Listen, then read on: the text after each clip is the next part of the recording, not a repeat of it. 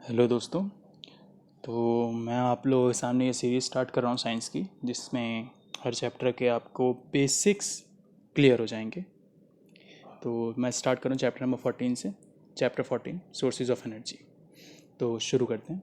सबसे पहले बात आती है एनर्जी। एनर्जी साइंस में है क्या? तो साइंस में एनर्जी का पर्टिकुलर मतलब होता है किसी भी काम को करने की क्षमता, that is capability to do work is called energy. आप ये सिंपल सी बात समझ सकते हैं। और हम जानते हैं कि हालांकि हमारी लाइफ में हर चीज़ में एनर्जी लगती है। जैसे कि हम चल रहे हैं, इनफैक्ट चलने में भी हमारी एनर्जी यूज़ हो रही है, हम बैठ रहे हैं, सो रहे हैं, हर चीज़ में हमारी कहीं ना कहीं एनर्जी लग रही है किसी न किसी तरीके से। ऐसी कोई भी एक्टिविटी नहीं है जिसमें एनर्जी ना लगे। चलो ठीक है, लेकिन अब बात करें, sun is ultimate source of energy. कहीं ना कहीं हमारी सारी चीज़ें, हम कोई भी फॉर्म की एनर्जी यूज़ कर रहे हैं, कहीं ना कहीं डायरेक्ट और इनडायरेक्ट हमारी क्या है, सन से रिलेटेड है, सन एनर्जी से। जैसे कि अगर हम बात करें कि हम फूड खा रहे हैं, फूड खाने से क्या होता है, हमें एनर्जी मिलती है। अब फूड क्या है? प्लांट्स। प्लांट्स को एनर्जी कहाँ से मिलती है? सन से। पढ़ा है ना, फोटोसिंथेसिस।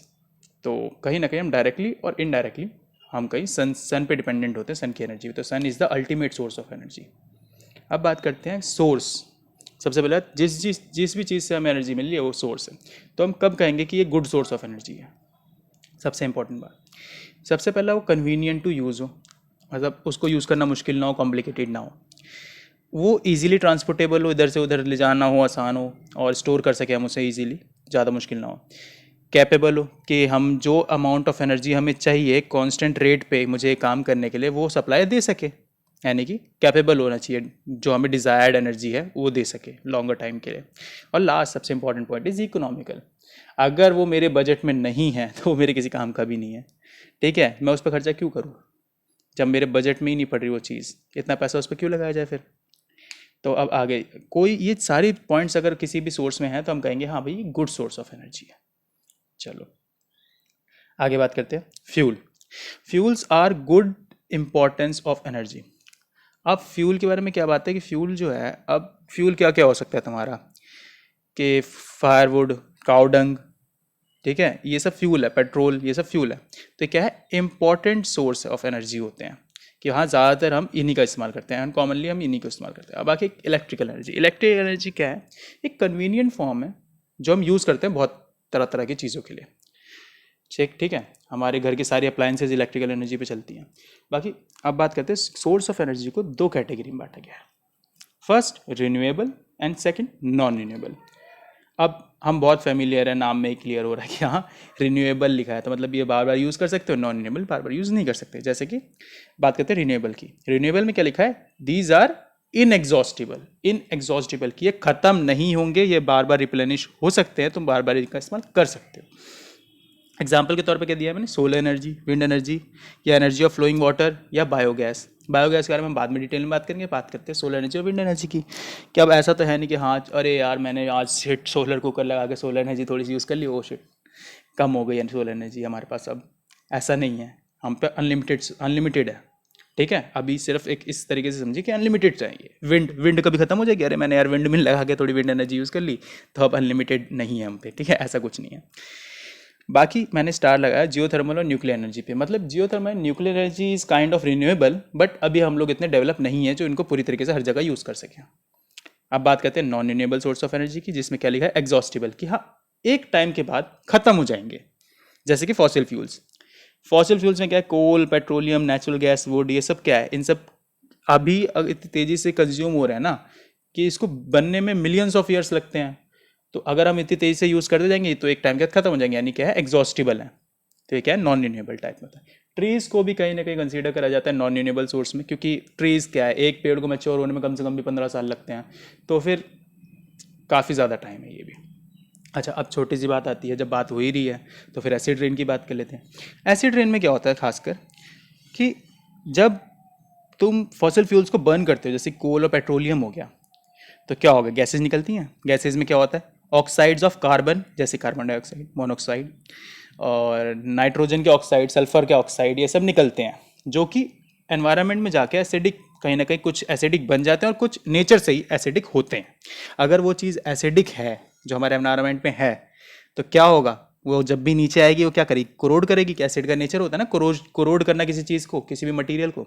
तो क्या करती है, इस वजह से क्या होता है, these lead to acid rain and affects और वाटर एनवायरमेंट या सॉइल रिसोर्सेज, हमारी सारी चीज़ों को फिर क्या करेगी, ये खराब करेगी। ताजमहल का रंग वाइट से हल्का सा येलोइश सा हो गया है, रीज़न क्या है, एसिडिक रेन। ठीक है, तो होप एसिड रेन आप सबको क्लियर है। अब बात करते हैं पॉल्यूशन। अब क्या है कि हम इन सबको जब फॉसिल फ्यूल्स को बंद करते रहते हैं तो क्या होगा, पॉल्यूशन होगा। हम मानते हैं पॉल्यूशन होगा, अच्छा ठीक है भाई होगा। पॉल्यूशन को हम कम कैसे करें, तो पॉल्यूशन को कम कैसे कर सकते हैं, बाय इंक्रीजिंग। अच्छा, ये मैं एरो जब भी ऊपर की तरफ डालूंगा that is increase, and arrow जब भी नीचे डालूंगा दैट इज डिक्रीज। ओके, तो increasing the efficiency, this symbol is called eta, वो तुम अभी नहीं पढ़ोगे, बट हाँ दिस इज एफिशिएंसी, सॉरी मैंने ऐसे लिख दिया, आगे आप लोग लिख लेना इसे जब भी नोट्स बनाना। तो efficiency, efficiency of combustion process, अगर हम किसी तरीके से अपने जो कंबशन कर रहे हैं फ्यूल का, उसकी एफिशिएंसी बढ़ा दें तो हमारा पॉल्यूशन कम होगा। कैसे, हम अच्छी मशीनरी लगा दें किसी तरीके से कि हाँ भाई पॉल्यूशन कम से कम हो, तो बेटर है। और using special technique to reduce the escape of harmful gases, अच्छा हार्मफुल गैसेस कम से कम जाए एनवायरनमेंट में तो भी अच्छा होगा हमारे लिए ना, तो यही बात है। अब बात करते हैं थर्मल पावर प्लांट के बारे में। थर्मल पावर प्लांट में यही बात होती है कि फॉसिल फ्यूल्स को तो जलाया जाता है, उससे हीट एनर्जी निकलेगी, हीट एनर्जी से हम किसी तरीके से इलेक्ट्रिकल एनर्जी बनाते हैं, ज़्यादा डेप्थ में नहीं बता रहा। तो अब ठीक है, ये बात हो गई। अब बात आती है ट्रांसमिशन। अब ट्रांसमिशन ऑफ इलेक्ट्रिकल एनर्जी वो काफ़ी ज़्यादा आसान है as compare to fossil fuel की एनर्जी को, कि फॉसिल फ्यूल्स ट्रांसपोर्ट करना ज़्यादा मुश्किल है। अब इलेक्ट्रिकल की एनर्जी ट्रांसपोर्ट करना वो ज़्यादा एफिशिएंट होता है, क्योंकि हम दूर दूर तक हमने क्या जगह जगह टावर वावर लगा रखे हैं, इधर से उधर भेजना इलेक्ट्रिकल एनर्जी को फास्ट भी है और ईजी भी है और कन्वीनियंट भी है और लॉस ऑफ एनर्जी भी कम होगी। तो इसी वजह से क्या होता है, due to this reason large thermal power plant. अब सबसे बड़ी बात कहीं ना कहीं क्या है, फॉसिल फ्यूल्स इसमें लग रहे हैं, तो फॉसिल फ्यूल्स जहाँ पे हों अवेलेबल बहुत अबंडेंट, वहाँ ये सेटअप होता है। तो due to this reason large thermal power plant कहाँ सेटअप होते हैं, near the coal and oil fields के आसपास, जहाँ पे हमारा फॉसिल फ्यूल अवेलेबल हो। अब बात करते हैं हाइड्रो इलेक्ट्रिक पावर प्लांट्स की। खैर नाम में जिक्र हो रहा है कि हाइड्रो मीन्स वाटर, इलेक्ट्रिक यानी इलेक्ट्रिसिटी जनरेट होगी वाटर की एनर्जी से, तो हाइड्रो इलेक्ट्रिक पावर प्लांट हो गया। ठीक है, तो अब क्या है, energy of flowing water in rivers and streams, मतलब कोई भी स्ट्रीम है, ठीक है, कोई नदी ले लो, उसकी जो एनर्जी होगी ना, उसके वाटर की फ्लोइंग की एनर्जी जो होगी, उसका इस्तेमाल करेंगे हम क्या, इलेक्ट्रिसिटी प्रोड्यूस करने में। अच्छा, फिर क्या बात आती है, हाई राइज डैम्स, कि क्या करा जाता है कि डैम्स बना दिए जाते हैं, बांध, हर कोई इस नाम से तो फैमिलियर होगा, डैम बांध वगैरह वगैरह। हीराकुंड डैम हो गया, नागार्जुन सागर डैम हो गया, ठीक है, तो डैम्स बना देते हैं। डैम्स क्या करेगा, एक तरीके का ऑब्स्ट्रक्शन है, बाधा है जो उस पानी को आगे जाने से रोकेगा, तो वो बना देते हैं। वो क्या करेगा, कलेक्ट वाटर, काफ़ी ज़्यादा उसके पीछे क्या होगा, डैम के पीछे काफ़ी सारा वाटर क्या होगा, स्टोर होने लग जाएगा, एक आर्टिफिशियल लेक सी बन जाएगी वहाँ पे, क्योंकि रुक गया पानी तो रुकेगा। फिर क्या होगा, द स्टोर्ड वाटर, अब जो स्टोर्ड वाटर है उसमें क्या होगा, पानी रुका हुआ है पर उसमें पोटेंशियल एनर्जी तो होगी ना। देखो पोटेंशियल एनर्जी और काइनेटिक एनर्जी दो टाइप की एनर्जी होती है। काइनेटिक, कोई भी चीज़ मूव हो रही है तो वहाँ पे काइनेटिक एनर्जी लग रही है, और कोई भी चीज़ रुकी हुई है, स्टेबल है, तो वहाँ पे होती है पोटेंशियल एनर्जी। ठीक है, तो वाटर रुका हुआ है ना यहाँ पे, तो क्या होगा, उस पर पोटेंशियल एनर्जी होगी इस टाइम पे। तो द स्टोर्ड वाटर में क्या होता है, पोजेस्ड पोटेंशियल एनर्जी, उसमें कुछ पोटेंशियल एनर्जी स्टोर्ड होगी। अब water from the top of the dam is made, अब ऊपर से क्या करेंगे हम, पानी गिराना शुरू करेंगे या ऊपर से ओवरफ्लो कर गया जो भी है। अब पानी जब ऊपर से नीचे गिर रहा है तो नीचे थी टरबाइन, टरबाइन में ब्लेड्स लगे हुए थे। अब टरबाइन की ब्लेड पे पानी गिरेगा तो टरबाइन का ब्लेड घूमेगा तो क्या होगी, टरबाइन घूमेगी। अब उससे क्या होगा, टरबाइन घूमने लग गई, मेक इट रोटेट। फिर क्या होगा, टरबाइन जब घूम रही है, टरबाइन से जुड़ा होता है जनरेटर, अब टरबाइन जब घूम रही है उसे शाफ्ट लगी है, मतलब रॉड समझ लो, वो जनरेटर चला रही है और समहाउ इलेक्ट्रिसिटी जनरेट हो गई। क्लियर है, तो इस टाइप के प्लांट को क्या कहते हैं हम, हाइड्रो इलेक्ट्रिक पावर प्लांट, जिसमें डैम का यूज़ करता है, डैम कंस्ट्रक्शन। अब डैम ऐसा भी नहीं कि हम कहीं पे भी उठा के बना देंगे, डैम में भी बहुत बहुत सारे कॉम्प्लिकेशंस होते हैं, डैम कहीं पे भी नहीं बन सकता। क्या, अब प्रॉब्लम क्या है डैम बनाने में, और सबसे पहली बात, सबसे बड़ी प्रॉब्लम क्या है कि लिमिटेड नंबर ऑफ प्लेसेस पे ही बना सकते हैं। पहली बात, ऐसा नहीं कहीं पे भी डैम बना दोगे भाई, पहले तुम जगह देखोगे, वहाँ पे सब कुछ तुम्हारी कंडीशन सेटिस्फाई कर रही है कि नहीं कर पा रही, क्या तुम्हारी इस नदी में पानी इतना है, इतनी एनर्जी है, हर चीज़ आसपास की लोकेलिटी क्या है वो सब भी देखोगे। सबसे पहले जगह मिलना मुश्किल है डैम के लिए। दूसरा क्या है, कॉजेज ह्यूमन हैबिटेशन प्रॉब्लम। जो वहाँ पे आसपास दूर दूर तक लोग रह रहे होंगे, जंगल वंगल वाले जो होंगे, ट्राइबल वाले, या आसपास कोई गाँव होगा, तो उन सबको वहाँ से शिफ्ट करना पड़ेगा, रिहेबिलिटेशन कराना पड़ेगा उन लोगों का कहीं और, तो वो लोग खुश हो ना हो जो भी है, तो वो वाली दिक्कत है। तीसरी चीज़ डिस्ट्रॉय इकोसिस्टम। वहाँ का पूरा जो इकोसिस्टम सेटअप था वो तो बर्बाद हो गया ना।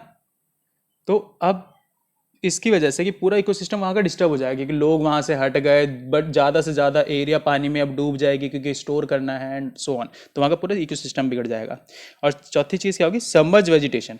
अब जो वेजिटेशन जो थी, जो पानी में अब डूबने लग जाएगी, वो क्या होगी, नीचे जा जा के क्या होगा, सड़ने सड़ने लग जाएगी, रॉटनिंग होने लग जाएगी, सड़ने लगेगी। अब सड़ने लगेगी, ऑक्सीजन नहीं है, तो आपके इस बार बायो में एक बात आई है, वहाँ पे क्या है, अगर कोई भी चीज़ डाइजेस्ट हो रही है तो, और ऑक्सीजन नहीं है, तो वो होता है तुम्हारा मीथेन प्रोड्यूस करती है, मीथेन गैस। यहाँ पे मैंने लिखा है ना मीथेन गैस। अब मीथेन गैस क्या होता है, CH4। तो मीथेन गैस में क्या होता है, methane gas is a green house gas, और ग्रीन हाउस गैस क्या, फिर दिक्कत की बात आ गई कहाँ, ग्लोबल वार्मिंग। तो कहीं ना कहीं ये भी बहुत बड़ी प्रॉब्लम है। तो फिलहाल के लिए इतना ही, अभी ये जस्ट पार्ट 1 है, बाकी मैं आगे भी इसके पार्ट लाऊंगा। बाकी आप लोगों को किसी को ऑनलाइन क्लासेस हो तो नीचे मेरा नंबर है, व्हाट्सएप पे आप मुझे मैसेज कर सकते हैं। बाकी आपको अगर नोट्स के PDF चाहिए तो नीचे मैं लिंक दे दूंगा, आप रीज़नेबल प्राइस पे आप उसके मुझे कांटेक्ट कर सकते हैं और मैं आपको लिंक शेयर कर देता हूँ।